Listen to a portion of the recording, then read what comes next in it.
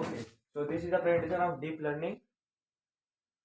In deep learning presentation, first I'm going to talk about what I learned in this year, and after my presentation, I'm going to solve the questions from the book from Navode book 2023.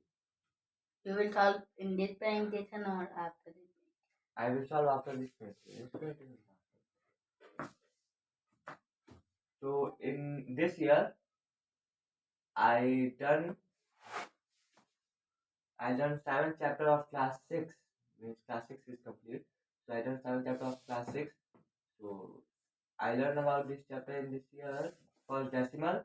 So I learned comparing decimal, use of decimal, fundamentals, operation in decimal. Second is data handling. So recording, data organize यहाँ पे gap होगा, data organization, sorry recording data, फिर यहाँ पे comma होगा, फिर यहाँ पे होगा ऑर्गेनाइजेशन ऑफ डाटा, फिर यहाँ पे कॉमा, फिर ऑर्गेनाइजेशन होगा, pictography and then pictograph and then bar graph. I learned this concept in data entry, and then manipulation. I learned only finding parameters and finding area. Which shape? Any shape. Any shape. Means उसका What is the formula to find the area of cube? Proper नहीं, मैंने क्यों नहीं पढ़ा. Proper उसका था cube. मैंने वो क्यूब का I can find the area of cube means, but first I will find one side of find the area of one side of cube. उसका फिर length into breadth into height कर लेते. If a cube is 1 centimeter long. मुझे अभी time नहीं है तो चीज उसको लगाना पड़ेगा.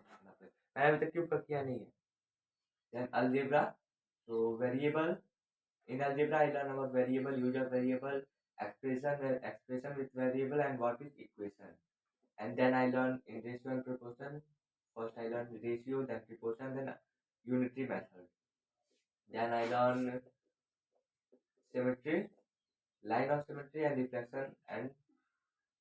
reflection and symmetry. Then what is reflection? Reflection means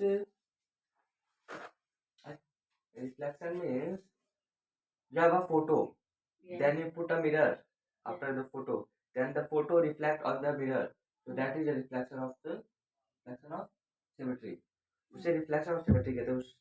उसे हम लाइन ऑफ सिमेट्री भी कह सकते हैं, जहाँ पे वो ग्लास रखा है, ग्लास के अपर साइड वो जो बन रहा है उसको हम कह सकते हैं reflection of symmetry. Then pictograph, practical geometry में मेनली हम ज्योमेट्री बॉक्स के टूल्स यूज करना चाहिए. प्रैक्टिकल ज्योमेट्री और ज्योमेट्री में डिफरेंट. ज्योमेट्री बॉक्स जानते हैं, उसे कहते हैं ज्योमेट्री. ज्योमेट्री मींस मैथ के कुछ टूल्स होते हैं, और सिमेट्री मतलब सिमेट्रिकल फिगर्स, सिमिलर फिगर्स होते हैं, उसे सिमेट्री कहते हैं. Then in class 7 I learn integer. So in integer I learn about closure property of addition, closure property of subtraction. Closure property of addition, closure property of subtraction you can say like अगर आप एक integer को दूसरे integer से plus कर रहे हैं और इसका वैल्यू इंटीजर आ रहा है तो उसे हम कह सकते हैं closure property of addition of integer. And then अगर वही एक इंटीजर को दूसरे इंटीजर से सब्ट्रैक्ट कर रहे हैं और उसका आंसर भी इंटीजर में आ रहा है तो उसे कह सकते हैं closure property. What is integer? Integer कई सारे नंबर से मिलकर बनता है. होल नंबर से, नेगेटिव नंबर से, पॉजिटिव नंबर से. तो 1 + 1 = 2 -2. Positive number, positive number, negative number सब इंटीजर में. होल नंबर भी आता है इंटीजर में, 1 भी इंटीजर में आता है, -1 भी इंटीजर में, फ्रैक्शन इंटीजर में नहीं आता है. डेसिमल इंटीजर मेनली जितना मैंने सीखा है डेसिमल और फ्रैक्शन को छोड़ के बाकी सब इंटीजर में आ जाता है. मीन्स 1 भी इंटीजर में आएगा, -1 भी इंटीजर में आएगा, 0 भी इंटीजर में आएगा. 0 - 0 = 0 - 0 = 0. तो इसे हम कह सकते हैं क्लोजर प्रॉपर्टी ऑफ सब्ट्रैक्शन. 0 भी इंटीजर है और 0 भी इंटीजर है, उसका आंसर जो आया 0 वो भी इंटीजर है. तो 2 - 2 और ये इंटीजर नहीं, 2 minus 2 is equal to 0, वो भी क्लोजर प्रॉपर्टी ऑफ इंटीजर है क्योंकि 2 भी इंटीजर है। उसका आंसर जो आया है 0 वो भी इंटीजर है। फिर इंटीजर जैसे कि कोई नंबर से आप फ्रैक्शन को सब्ट्रैक्ट करेंगे तो मैं ज्यादातर चांसेस में फ्रैक्शन ही आता है आंसर, उसे आप क्लोजर प्रॉपर्टी नहीं कह सकते। क्लोजर प्रॉपर्टी मतलब वो क्लोज हो गया, उसका आंसर इंटीजर में है, डिवाइड कर रहे हैं, डिवाइड में अगर रिमाइंडर बच जाएगा तो क्लोज नहीं हुआ है, वो बचा है, आप उसे फ्रैक्शन में आपको लिखना पड़ेगा। ऐसे मल्टीप्लिकेशन का कुछ होता है, मैंने बहुत क्लियर ध्यान नहीं। Then I learn about commutative यहाँ पे यू होगा कम्यूटेटिव प्रॉपर्टी, ये मैंने नोटबुक में लिखा है, मैंने इसको सीखा बट मेरे को पता नहीं है। Commutative property, associative property, additive identity, multiplication of integer, दो इंटीजर को मल्टीप्लाई करना, and closure property of closure property, then distributive property, and then associative of multiplication, then divide of integer। इसमें पूरा दिमाग घूम जाएगा। फिर fraction and decimal, I learn first multiplication of fraction by whole number and fraction, then division, multiplication of then division, then multiplication of sorry यहाँ पे double comma है, नीचे होना चाहिए। मैंने यहाँ पे सीखा multiplication of fraction by whole number and fraction, फिर मैंने यहाँ पे सीखा division of fraction by whole number of fraction, then यहाँ पे मल्टीप्लिकेशन ऑफ डेसिमल नंबर, यहाँ पे division of decimal number. Division की स्पेलिंग गलत, इसमें मेनली हमने मल्टीप्लाई किया है, डिवाइड किया है। डिवीजन की स्पेलिंग गलत, हाँ ऊपर से ये नीचे गलत, शायद ऐसे ही होगा, डबल ऐसे होगा। फिर सेकंड चैप्टर मैंने सीखा डाटा हैंडलिंग, डाटा हैंडलिंग में मीन्स अर्थमेटिक मीन सीखा, अर्थमेटिक मीन को आप एवरेज कहते हैं। उनका फॉर्मूला क्या होता है? टोटल नंबर जितना आया है उसमें जो टोटल नंबर ऑफ ऑब्जर्वेशन, जितना भी आपने ऑब्जर्वेशन, जितना भी आपने नंबर लिखा उसको टोटल कर दें, तो जितना सम आया है उसका, उसके नीचे नहीं, पहले सम ऑफ ऑल ऑब्जर्वेशन, जितना भी नंबर आया उसका सम कर देंगे, जो नंबर आएगा उसको टोटल नंबर ऑफ ऑब्जर्वेशन, जितने नंबर हैं, जैसे अगर 10 नंबर है तो नीचे 10 होगा, 10 नंबर को मैंने सम करने का ऊपर होगा, और बस काउंटिंग में 10 नंबर है तो उसको नीचे होगा, तो sum of all observation by total number of observation, उसे ये फॉर्मूला है आपका। देन रेंज आता है, रेंज में सबसे बड़ा को सबसे छोटे से माइनस कर देंगे। देन मोड आता है, मोड बीच का होता है, बीच के आसपास होता है। मीडियम होता है, मीडियम बीच का होता है। Use of bar graph, how to use bar graph, ठीक है। Choosing a scale, choosing a scale, scale मैंने आप बीच में हम लोग कहीं कहीं छोड़ देते थे स्केल चूज करना, तो वो चूजिंग ऑफ स्केल मैंने सीखा है। फिर डबल बार ग्राफ मैंने आपको बीच में बताया भी था, डबल बार ग्राफ पिछले में कोई वीकली प्रेजेंटेशन था उसमें सिखाया था। मीन्स एक ही बार ग्राफ है उसको डबल कर देते हैं, उसमें दो चीज़ों को कंपेयर करने के लिए डबल बार ग्राफ यूज किया जाता है, और सिंगल बार ग्राफ यूज किया जाता है किसी भी चीज़ को दिखाने के लिए। सिंपल इक्वेशन, तो इसमें what is equation, solving an equation, and that transposing method. Transposing method means इस नंबर को दूसरे इस नंबर को इक्वल साइड के दूसरे साइड भेज देंगे, बट और उसके आगे का जो साइन है प्लस माइनस का वो चेंज हो जाएगा, प्लस होगा तो माइनस हो जाएगा, माइनस होगा तो प्लस हो जाएगा, डिवाइड होगा तो मल्टीप्लाई हो जाएगा, मल्टीप्लाई होगा तो डिवाइड हो जाएगा, अपना साइन चेंज कर देता है। Application of equation in practical life, उसमें बताया तो था बट एग्जाम्पल में समझ नहीं आया, अच्छा खासा 2-3 एग्जाम्पल दिए, बट उसमें से एक भी हमारे प्रैक्टिकल लाइफ में हमें अप्लाई हो नहीं दी। लाइन्स एंड एंगल्स, इसमें मैंने कॉम्प्लीमेंट्री एंगल लिखा है, सप्लीमेंट्री एंगल लिखा है, इंटरसेक्टिंग एंगल, इंटरसेक्टिंग लाइन लिखा है। कॉम्प्लीमेंट्री एंगल मीन्स होता है नहीं, उसका सम 90 डिग्री होता है कॉम्प्लीमेंट्री का, सप्लीमेंट्री का सम 180 डिग्री होता है। इंटरसेक्टिंग लाइन, कोई भी लाइन जा रही है उसको इंटरसेक्ट कर दिया, उसे इंटरसेक्टिंग लाइन कहते हैं, और जिस पॉइंट पे इंटरसेक्ट किया उसको इंटरसेक्टिंग पॉइंट कहते हैं। 90 डिग्री, This. दो एंगल, एक एंगल 30 डिग्री का आएगा, एक एंगल 60 डिग्री का है।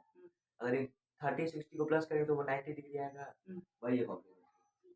और एक एंगल 120 डिग्री का है, एक एंगल 60 डिग्री का है, उन दोनों एंगल को सम कर देंगे तो 180 डिग्री आएगा, वही सप्लीमेंट्री।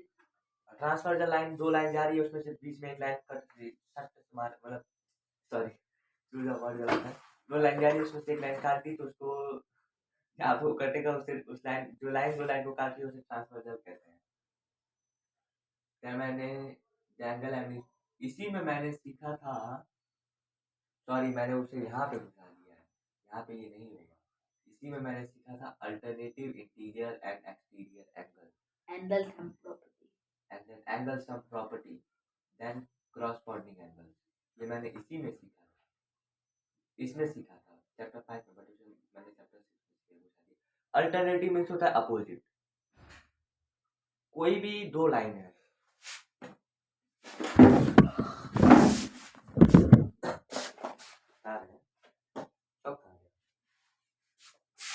ये थोड़ा देखिए कोई भी दो लाइन है, ठीक है, दो पैरेलल लाइन होनी चाहिए, सीधा सीधा है, मैंने गलती बना दी है, इसमें से एक काट दिया, इसको काट के भाग गया, तो अल्टरनेटिव इंटीरियर एंगल ये होगा, तो ये एंगल इस एंगल के बराबर होगा, इन दोनों का सम 180 डिग्री। ये एंगल और ये एंगल अल्टरनेटिव एक्सटीरियर एंगल होगा, इन दोनों का सम भी 180 डिग्री होगा, इक्वल होंगे सब। ये एंगल और ये एंगल, ये दोनों एंगल देखें तो ये करॉस्पॉन्डिंग एंगल होगा, इतना ही है। और एंगल सम प्रॉपर्टी इजी है, एंगल सम प्रॉपर्टी में नहीं, ये एंगल सम प्रॉपर्टी इजी का है, जब एंगल एंड प्रॉपर्टी एंगल सारे एंगल को सम करेंगे तो 180 डिग्री आएगा, चाहे कोई भी एंगल हो, कोई भी ट्रायंगल हो, ट्रायंगल में आएगा।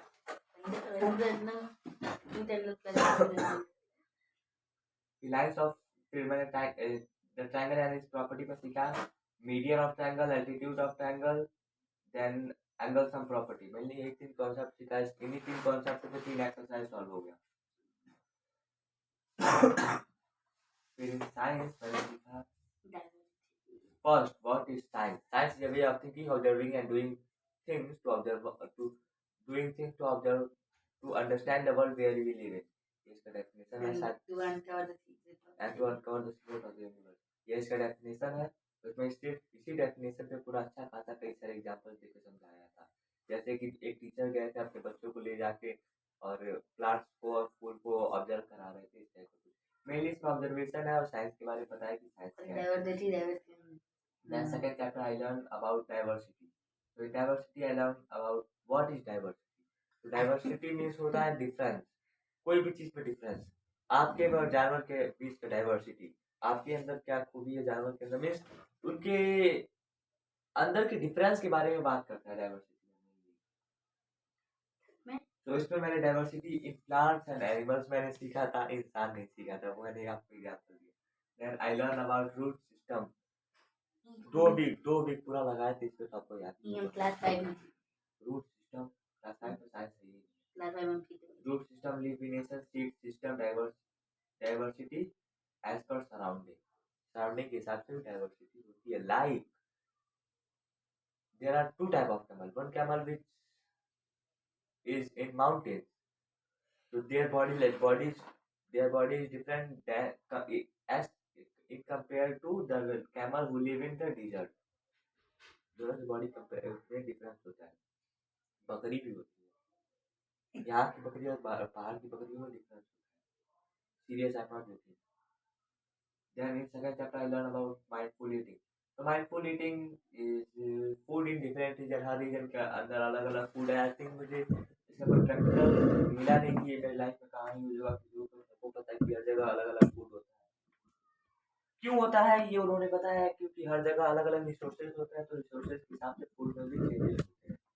जैसे पंजाब के टाइम में मक्का का ज़्यादा बोया जाता है, पंजाब के साइड में, वहाँ पे मक्के की रोटी सरसों का साग ज़्यादा मिलता है, गन्ने का जूस ज़्यादा मिलता है। Tell me 10 things to dip protein and not 5. Protein egg देता Protein. है, एग देता है, प्रोटीन देता है, मिल्क देता है, 10 तो नहीं याद है, 5. 3-4 हो गए। 1, 3, 4. And 5, they में 5 है ना full of vitamins, iron, calcium. Vitamin तो सन देता है विटामिन। अब मैंने विटामिन का बताया, मैंने vitamin A B C D मुझे प्रॉपर याद नहीं है। Iron कौन देता है? आयरन But नहीं, आयोडीन तो सॉल्ट तो आयोडीन देता है ना। आयरन कुछ देता होगा, मुझे नहीं पता है। calcium. कैल्शियम दूध देता है। पहले आपके ब्लड से भी कैल्शियम आता है अगर विटामिन डी मिले तो। ये कार्बोहाइड्रेट का बता दीजिए बात तो। कार्बोहाइड्रेट रोटी देता है, चावल देता है, सब्जी देता है, कोई भी फूड देता है, मिल्क देता है, एग देता है, मीट देता है, कोई भी चीज जो भी आप खाते हैं सब कार्बोहाइड्रेट देता है। जरूरी नहीं है, कई सारी चीजें होती हैं जिसमें कार्बोहाइड्रेट नहीं होता है, जिसका मुझे एग्जांपल नहीं पता है। लाइक पोटैटो बट उन्होंने ऐसे बोला था। Potato carbohydrate. बहुत बढ़िया वाला राइट, उसमें कार्बोहाइड्रेट कम होता है। What happen in carbohydrate if people eat too much carbohydrate? Carbohydrate instant energy. हाँ, कार्बोहाइड्रेट इंस्टेंट एनर्जी। शुगर में कार्बोहाइड्रेट होता है बढ़िया वाला। कार्बोहाइड्रेट ज्यादा खाने लगे तो क्या होता है? Doubt side effect. नहीं पता, मैंने इस पे रिसर्च नहीं किया, मैंने इसके बारे में पढ़ा नहीं। Then I learned the toughest chapter, magnet. Tough है। इसमें मुझे कुछ समझ नहीं है। Easy. So I learned what is magnet. So magnet is a metal This is a magnet. who attract other metal. This is a magnet. अरे उसका magnet हमको नहीं दिखता वहाँ पे। And then magnetic field. Every magnet has their magnetic field. Means area where उनके पास एक area होता है जितने एरिया के अंदर If the वो magnet, चीजों को yes, अट्रैक्ट कर सकते हैं। sentence है पोल ऑफ मैग्नेट, सॉरी, नहीं बोलिए। If the magnet is very how magnet बड़ा छोटे से मतलब नहीं है, मैग्नेट का वो डिफरेंट मैटर करता है। मैग्नेटिक फील्ड कितना पावरफुल है उसको मैटर करता है। उतना मैग्नेटिक फील्ड बढ़ता मैग्नेट के अंदर है। इलेक्ट्रिसिटी शायद चलती है, इलेक्ट्रॉन्स होते हैं सारी। बताया मार्टिन, मैग्नेटिक फील्ड कैसे बड़ा हो सकता है? मैग्नेट की पावर बढ़ा दीजिए, मैग्नेटिक फील्ड बढ़ जाएगा। मैग्नेटिक पावर से बड़ा वो मैं नहीं पढ़ा। then pole of magnet and attraction and repulsion. अगर मैं अपोजिट साइड है तो अट्रैक्ट करेगा, सिमिलर साइड सिमिलर पोल है तो रिपल्स करेगा। What is repulse?